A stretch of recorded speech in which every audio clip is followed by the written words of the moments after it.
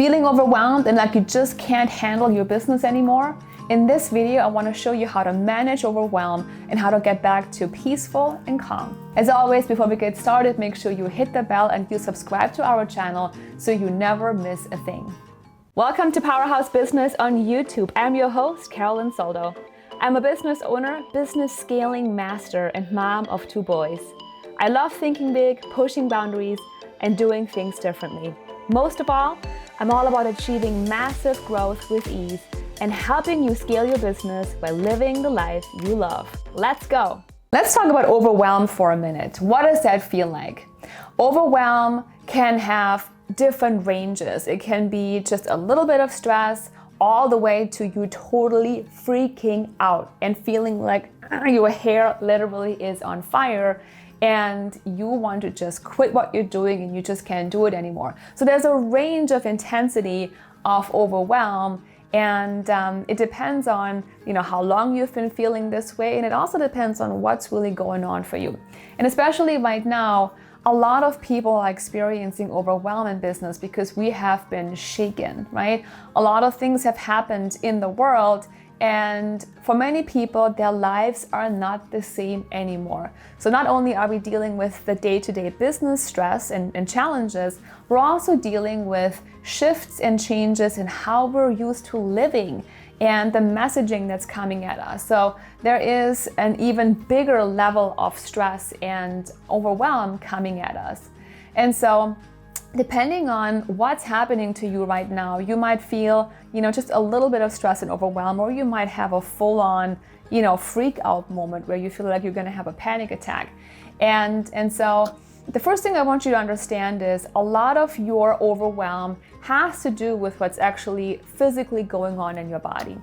And really focusing on this has helped me a lot, especially when I'm extremely overwhelmed and stressed. And it leads to some actual physical, feelings and reactions in your body. So overwhelm and fear and stress lead to cortisol, right? And once cortisol hits your brain, that's when you begin to feel like you can't focus anymore. That's when you begin to feel like you're tensing up. Maybe you even have sort of a choking sensation where you feel like you can't breathe.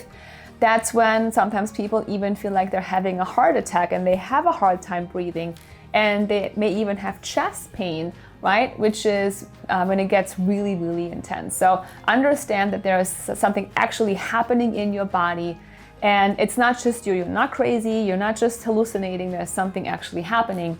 And when you're at that point, it's a really good idea to decide 2 things. So when I feel actual physical reactions happening from my overwhelm or my stress, I ask myself 2 things.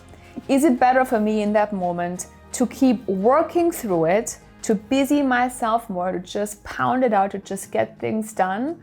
Or is it better and smarter for me to actually take a break? And then what type of break do I need? Is it a break where I'm actually sleeping, where I'm calming down my energy? Or is it a break where I'm actually focusing on something else, and maybe it's an activity where I'm not, calming down, but I'm actually running or golfing or swimming or going for a walk, something that actually gets me moving and gets me active. And so depending on the type of person you are, or depending on the kind of stress you're experiencing, either calming down or maybe elevating your energy to let that stress come out more might help you. I am the type of person that usually chooses to be more active. So I will go ride a bike, I will go play golf, I will go walk with my dog. I will get my body to move more, and that makes me feel better because it also gets my mind off of what I'm spinning about, what I'm focusing on. And so you want to have these tools in your toolbox where you can say, okay, I'm feeling the stress, the cortisol is rising, I feel physical reactions right now, I want to do something, and what will serve me more? Calming down or actually, moving into an activity? Or is it best for me to just pound it out and just move through it? So that's the first thing you need to do. The next thing is a bit more strategic, and something that I really want you to do if overwhelm and stress is something that happens for you very frequently. okay? So if you're someone that is experiencing a lot of overwhelm right now and you almost find yourself in that situation on a daily basis or several times a month, you really want to look at what's actually happening and how you can strategically, with some shifts in your mindset, help you deal with life and business in a much better way so that you can feel a lot calmer, even if you're not changing anything. So there are two things. You might need to change something that you're doing right now, and we'll talk about that in a minute. But even if you're not changing anything, so things stay the same, by adopting a different perspective and realizing some things about yourself, you might be able to avoid the overwhelm, or when you feel it kick in, you might be able to deal with this a whole lot better. There are three types of habits or habitual thought that most people have, and especially those high achievers. And if you're watching this video right now, chances are you are probably a business owner, or you are in a career, you want to start a business, but you're someone who has big goals, big dreams. You're someone who is an over-functioner, right? Someone who's always on the go, always going, and you just are very ambitious and you want to do a lot of things. And many times people like us are suffering from this overwhelm more than other people who are a little more laid back and relaxed. I even see it in my children. I have two boys and they're like night and day. Anthony is the high achiever, very ambitious, very competitive, very serious, and he suffers from overwhelm. Mateo is my younger one. He's more laid back, he's more easygoing, he's more, it's gonna be okay, he's laughing it off, and he suffers a lot less from overwhelm. So depending on the type of person you are, this will affect you more than other people.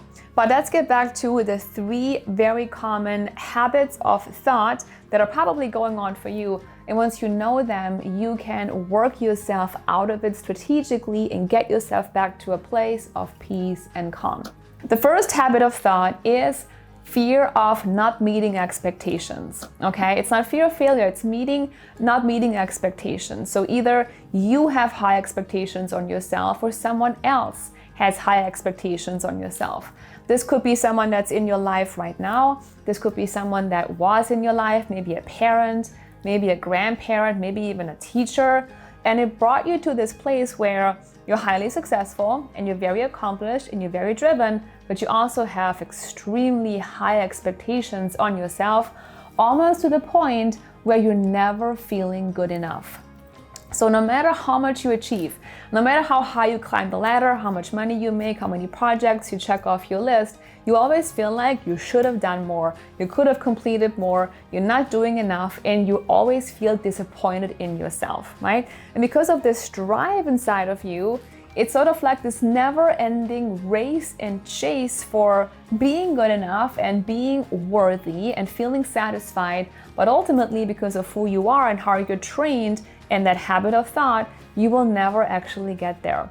So realizing that is really important, because trust me, this is one of my habits of thought, and I know that in order for me to feel peaceful and calm, many times I have to say, Carolyn, you're good enough right now.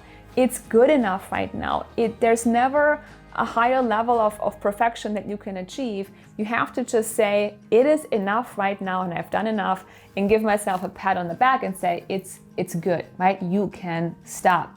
So if that's you, ask yourself, are you ever satisfied with your performance?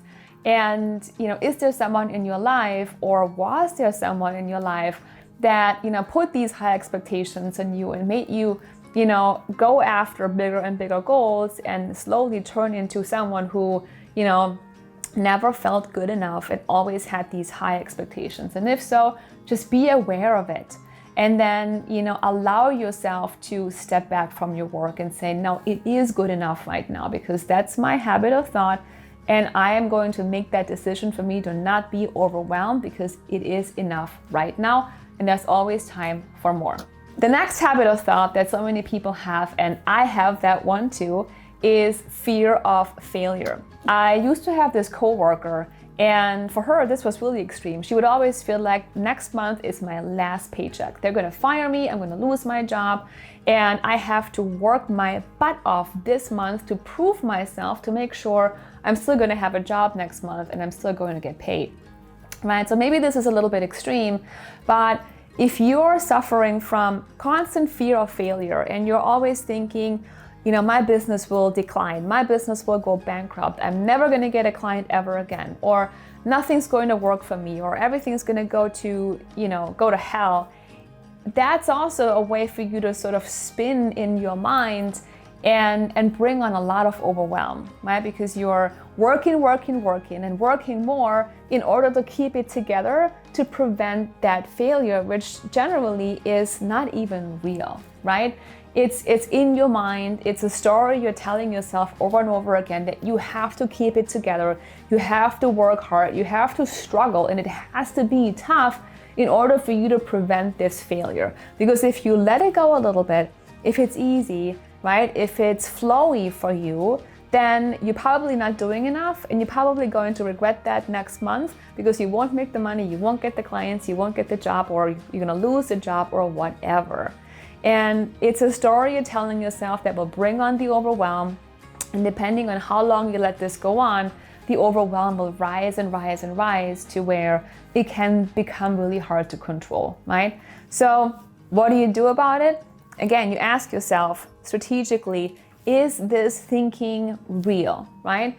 Am I really going to lose my job? Am I really going to, fail in my business? Is everything really going to go to hell? Or am I managing well? Am I already seeing things happening? Am I getting new clients? Are my existing clients really happy? Is my boss really happy with me? So you see that things are actually going really well for you.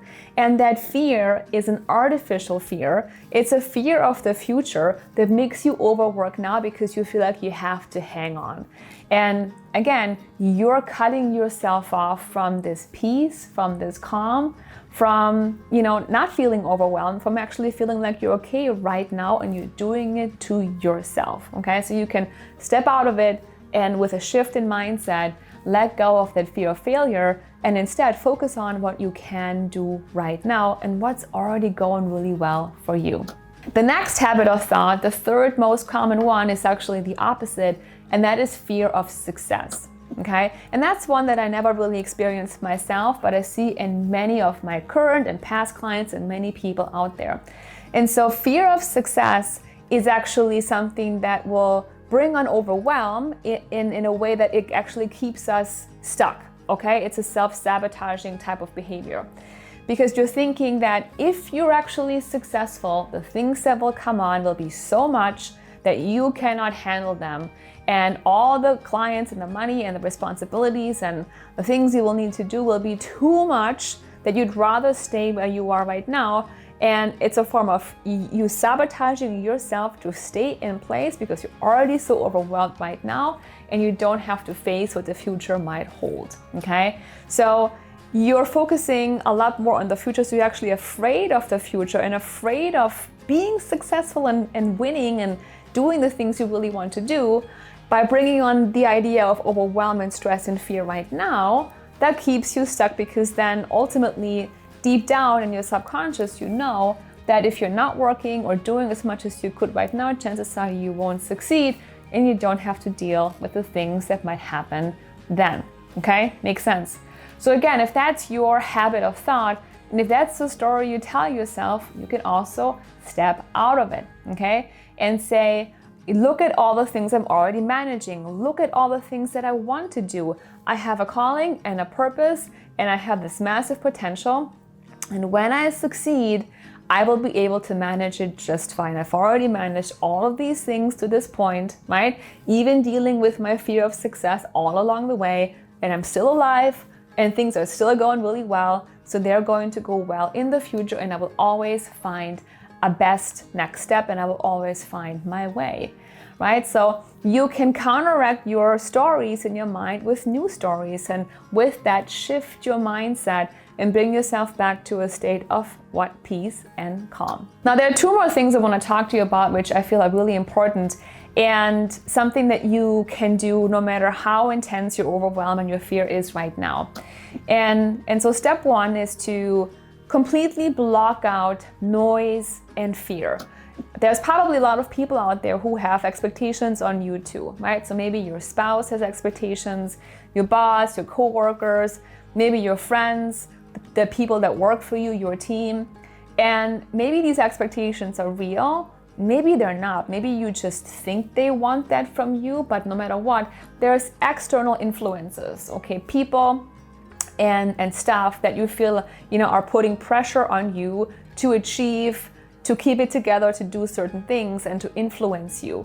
So the first thing you need to do is shut them out, because ultimately we want to know what you want to do and how you want to feel. So you need to listen to your voice, your inner voice, right? What you really want.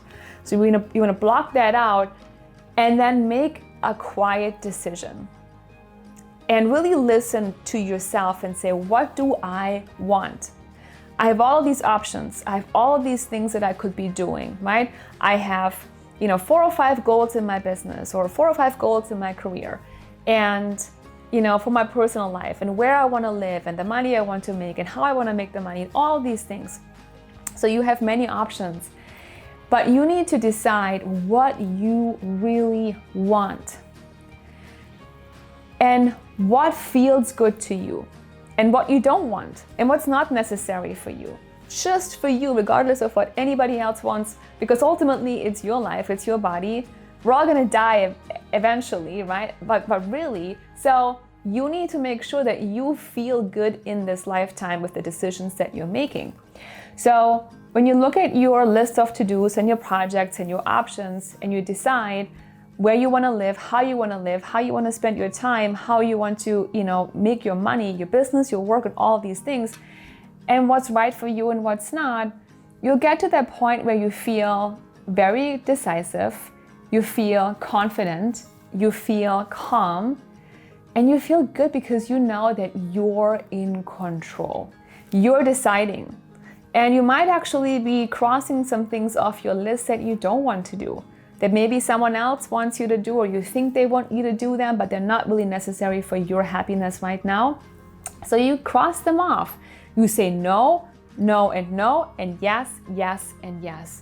And once you know what your quiet decision is and what you say yes to, then you can make a plan. Then you can decide when do you want to accomplish certain things, right? And what changes do you want to make? Or maybe there's no changes for you necessary at all. And how will you get yourself to that next, accomplishment or goal that you're choosing for yourself? But then you're in control, then it's what you really want, then you're committing to it, and then you see clearly, right? Then you have clarity, which is so important too, knowing where you really want to go, and you will already feel a sense of calm coming over you. I already feel calmer right now, just talking about it. So give this a try, right? Especially if you're extremely overwhelmed right now. Again, figure out some things you can do immediately, work through it, go calm down, meditate, take a nap, or let it out, go for a run, be more active. But then longer term, really look at your habits of thought, which stories you're telling yourself, how you can replace them with much better stories, and then make quiet decisions that are coming from you and what you really want. And then feeling that confidence come over you, and then move on with your big plans, right? Or maybe no big plans. Here's one more thing I want to share with you. If we had this conversation 3 years ago, I would be talking about achieving more, making more money, being bigger, having more followers, and all the things I wanted back then. And I would talk to my clients about achieving more and more and more. But now it's a different story, because what I've learned is that your happiness doesn't always come from achieving more. Your happiness actually comes from feeling amazing where you are right now. Knowing that there could be more, knowing that there will be more, but if you never got more and you were staying the way you are, you're already good enough. So it's an idea of self-love, worthiness, feeling worthy right now. So I have clients that come to me and they actually want to scale down their business. They say, you know what, I have so much that I wanted to do, but it's all expectations from other people. It's me feeling never good enough, so I put these big goals out there. I let other people make decisions for me, and I really don't need or want all of these things. They cause me constant overwhelm. So I actually want to create a much more manageable lifestyle. I want to have more free time. I want to not work as much. I want to only go part-time. I want to be a stay-at-home mom. It really doesn't matter, right? So this is not about you achieving more and maxing out whatever you can do. It's about creating the type of life that you really want to live. Ultimately, what matters the most is your happiness. So in order for you to fight off the overwhelm or not get overwhelmed in the first place, it's really important that you know what you want and that it's your decision. Again, think of that quiet decision where you tune out the noise and tune out the self-doubt and the fear and really think about what you want and what really matters to you in life without the expectations, but living a life that you truly love. And now I'd like to hear from you. Let's have a conversation down below in the comments. Let me know what gets you overwhelmed and what strategies and mindset shifts you are using to get yourself out of overwhelm and back into a space of peace and calm. As always, if you liked this episode, give me a like, subscribe to our channel, and then make sure you come back again next week. And if you know someone, a friend, a colleague, a business partner, who is sitting in a place of overwhelm right now and they could use some cheering up, some lightening, some ease, some new mindset shifts, maybe share this video with them. They might find it helpful. The one-day virtual client attraction bootcamp for coaches, consultants, and experts is happening October 26th. Learn the secrets of client attraction and finally fix your marketing problems with your very own online customer funnel. Do you want a ticket? For more info, go to clientattractionbootcamp.com.